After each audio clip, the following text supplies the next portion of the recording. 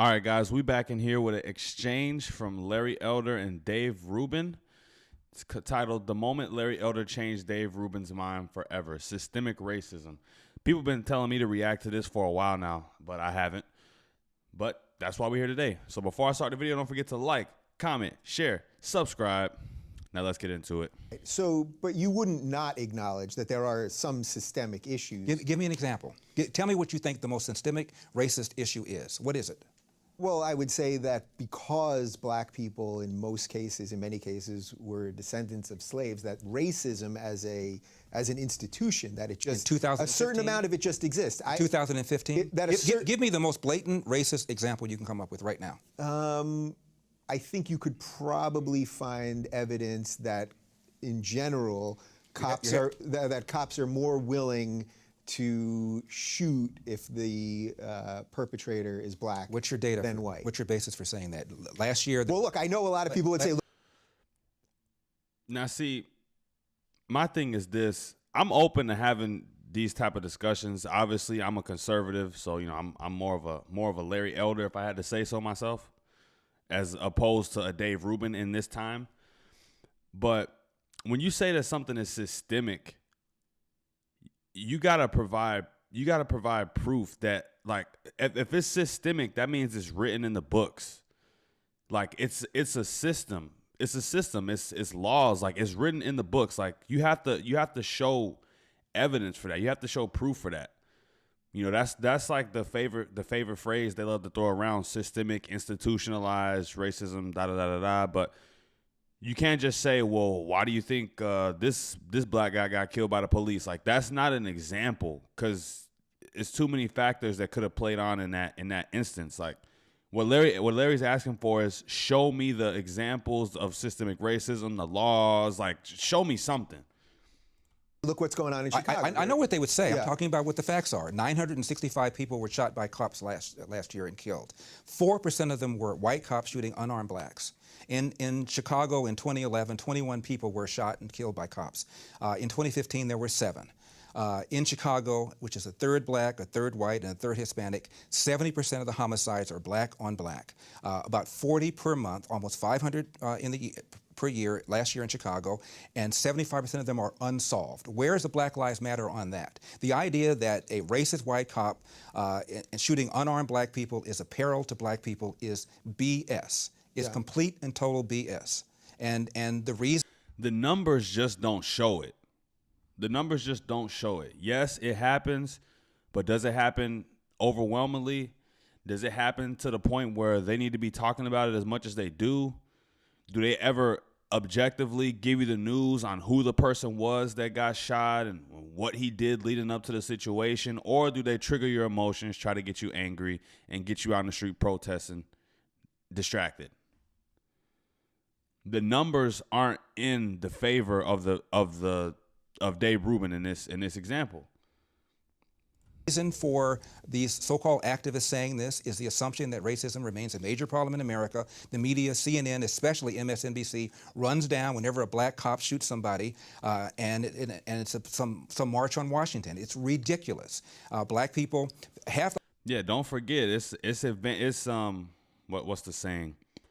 There's opportunity in every crisis. Whenever something bad happens, the media outlets, they see it. They see an opportunity to go in and and do what they always do: paint the cop as a bad person, systemic racism, police brutality.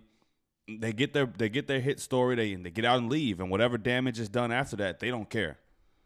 And it's some march on Washington. It's ridiculous. Black people, half the homicides in this country are committed by and against black people. Last year there were 14,000 homicides. Not talking about suicides. I'm talking about homicides. Mm-hmm. Damn, hold on. Let me hear that. Let me hear that one more time. Some march on Washington. It's ridiculous. Black people, half the homicides in this country are committed by and against black people. Half the homicides in the country committed by and against. So we doing it the most, and we getting done the most. That's just crazy, man. Last year there were 14,000 homicides. Not talking about suicides. I'm talking about homicides. Mm-hmm. Half of them were black. 96% of them black on black of that 7,000. Where's the Black Lives Matter people on that? So there's where... Silent. If you really care about Black lives, why would you be silent on a topic that is affecting us dearly? Like, why would you be silent? It don't make no sense. I live in Chicago. You know, the stories and things you hear, my mom don't even like me going outside. I'm a grown-ass man. My mom don't even like me being out too late and be worried about me and shit because, my bad, sorry for my language, but be worried about me because it's crazy out here. It's crazy, and it's not the white police officer that I got to worry about. It's not the white police officer my mom is going to tell me to worry about. It's people that share my same skin complexion, sadly. You would say that this is purely because of social justice. This is purely because they want ultimately for people to be angry enough to just keep voting Democrat. That's right. And where's the evidence of a lack of social justice? When a black suspect is killed by a cop, believe me, the media is on it. People are watching it, and justice will, for the most part, occur. In Baltimore, where Freddie Gray was killed, Freddie Gray died in a van. I shouldn't say was killed. Died in a van. Yeah. You have a city that's 45% black. City council is 100% Democrat. The majority of city council is black. The top cop at the time was black. The number 2 cop was black. The majority of the command staff is black. The mayor is black. The AG is black. And yet here we are talking about racism. I mean, it's absurd. Yeah, and see, you'll get people talking about the situation he just described. They don't even live in Baltimore. They probably live in California. And they just saying racist, racist, racist. But they don't even know what the precincts are made of. They don't even know what the local government over there is made of for them to even make that claim. Yeah. It's absurd. So it's funny, I find myself caught in between this a little bit as a liberal where I want to always try to defend the other. So in this case, the other being black people, I'm always sympathetic to that. And at the same time, I hear you laying out a pretty solid case. Well, these are just the facts. I'll tell you something else, too. There was just a study, University of Washington, and it turns out cops were more reluctant, more hesitant to pull the trigger against a black suspect than a white suspect, probably because of the fear of being accused of racially profiling and the fear that the civil rights establishment was going to come down on him. And that makes sense because while, yes, I have seen, while I have seen cops being really aggressive and or bang bang to black people, I've also seen it in reverse. I've seen people shoot cops. I've seen people drive away on cops. They got cops hanging off the car, hanging out the back of the car. I've seen all type of crazy stuff. So I think civilians got to understand that cops are like regular people too. They have lives. They have families. When a situation gets heated like that, I don't even know, man. Just salute the cops because I don't even know. I wouldn't want to be in a lot of the situations that they find themselves in. If anything, whites are more likely to be shot by a cop under certain circumstances than a black person. And in the last 30 or 40 years, the percentage of suspects killed by cops who are black has declined 75%. However, the percentage of whites killed by cops has flatlined. Yeah. And so if anything, people are more concerned about shooting black people for fear that they're going to be called racist. And almost every one of these incidents, whether it's Eric Gardner in New York, who died because he was selling Lucy's and resisted arrest, whether it's Tamir Rice in Cleveland, who was twirling around the gun, whether it's Michael Brown in Ferguson, who had just committed a strong-arm robbery, almost every one of these incidents. Right, and look, of course, and shout out to Larry because he got the facts just coming like bow, bow, bow right now. But of course, it's a sad, a tragic thing when anybody passes away. But is it wrong to stop and think to yourself or just ask the question? Were they doing the right thing in that moment? Could they have done something to keep themselves out of that situation? Is this something that they did that triggered the cops responding the way the cops responded? At least ask that question to yourself before you get angry and start protesting and slandering people and doxing cops. Like, this involves somebody resisting arrest. Why don't you just do what the police tell you? My dad said, when I get pulled over, have my hand at 10 o'clock, have my hand at 2 o'clock, say yes, sir, say no, sir, make sure my paperwork is in order, and if I feel the cop is mistreating me, get a badge number and deal with it later on. If Jesse Jackson and Al Sharpton and Obama and the whole group of them told black people to do that, we'd have a lot fewer of these things to deal with in the first place. Yeah. All right, so I'm with you. I'm hearing a lot of what you're saying here. So as a black conservative then, who now you've laid out your case there. But you haven't laid out yours. I asked you to name the most important example of racism, and you gave white cops going after black people. And I told you, gave you the facts for that, so that's nonsense. So you must have something else. What else is it? Larry is applying that pressure. If you think racism remains a problem in America, give it to me. Well, I think it remains a problem. Give it to me. It may not be systemic in that it's not like you're not being hired because you're black. There's no. Well, he did say systemic. He says systemic. It's not like you're not being hired because you're black. There's no systemic reason, legal reason that exists, that kind of thing. But I think that racism as a general theory exists. I need some specifics. You gave me the white cop thing. What else? Give me another example where you think is a problem. Well, as a black conservative, tell me how do you get people to come around? You're the one who made the assertion that you think racism remains a major problem in America. I asked you to give me an example. You gave. It's on him. The burden of proof is on him. He made a claim. He got to prove it. All Larry was doing was saying, no, I don't think so because X, Y, Z. Dave Rubin has yet to articulate his point. Me, white cops going after blacks. As far as I'm concerned, you didn't hold it up very well. What's the other argument you have? What's the other thing? Well, I don't know that it's systemic in the sort of macro sense. I'm not mad. I just want to know what it is you're talking about. That's exactly what.